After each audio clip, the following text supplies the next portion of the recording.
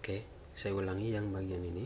Wajib pajak orang pribadi yang mengalihkan hak atas tanah dan atau bangunan yang transaksi nilai pengalihannya kurang dari 60 juta itu tidak perlu bayar PPh 4 ayat 2 dengan syarat penghasilan lainnya selain dari penjualan tanah ini itu tidak melebihi PTKP. Misalkan kalau si A bujangan kemudian menjual tanah dan atau bangunan nilainya 50 juta. Penghasilan lain dia katakan di 40 juta. Penghasilan lain selain dari tanah dan atau bangunan. Penghasilan 1 tahun. Karena 40 juta maka di bawah PTKP-nya si A tadi yaitu 54 juta. Karena di bawah PTKP penghasilan lainnya maka penghasilan dari persewaan tanah yang sebesar 50 juta tadi tidak boleh dipotong PPh 4 ayat 2. Ini tata cara administrasinya ya. Nah, kemudian yang ini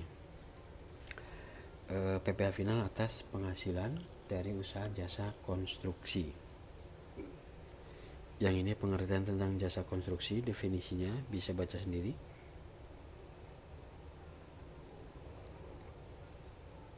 Nah, ini subjek pajaknya, yaitu subjek pajak orang pribadi atau badan atau BUT bentuk usaha tetap yang bergerak di bidang pertama jasa perencana konstruksi, yang kedua jasa pelaksana konstruksi, yang ketiga jasa pengawasan konstruksi.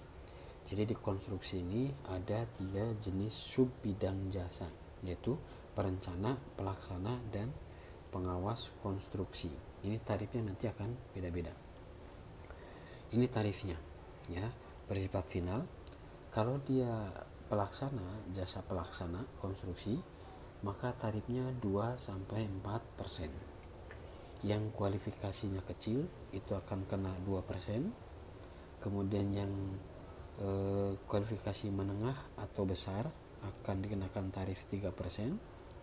Dan untuk yang tidak memiliki kualifikasi itu tarifnya 4%.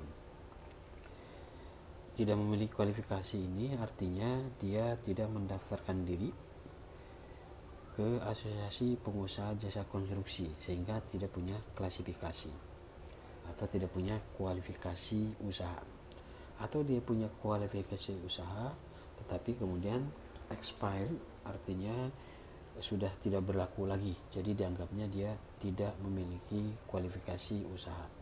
Ini kenanya 4%.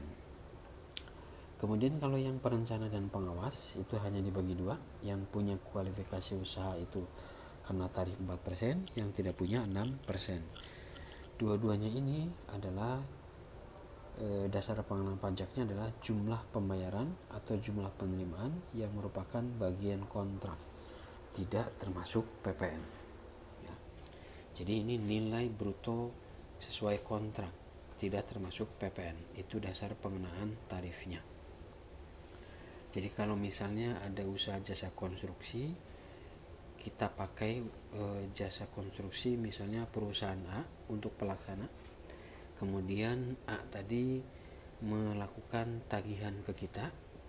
Tagihannya ada rinciannya, misalnya untuk bahan bangunan 500 juta, untuk upah 300 juta, untuk laba atau fee jasa konstruksinya 2 juta, jadi 200 juta. Jadi totalnya katakan 1 miliar.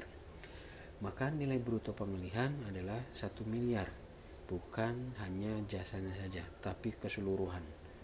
Ini sama dengan yang di PPh 23 itu jasa catering. Walaupun dipisah tagihannya, ada barang, ada jasa, maka kalau jasa konstruksi itu sekian persen dari total seluruh tagihan. Itu jasa konstruksi ya. Kemudian hadiah. Ini juga menjadi objeknya PPh 4 ayat 2. Hadiah yang menjadi objek PPh final 4 ayat 2 hanya hadiah dari undian. Tarifnya 25%. Hadiah-hadiah yang lain itu tidak bersifat final PPh-nya. Jadi kalau kita menerima hadiah dari undian, maka kita kena pajak sebesar 25% dan itu bersifat final. Sedangkan hadiah undian lain, hadiah-hadiah lain itu bukan objek PPh final.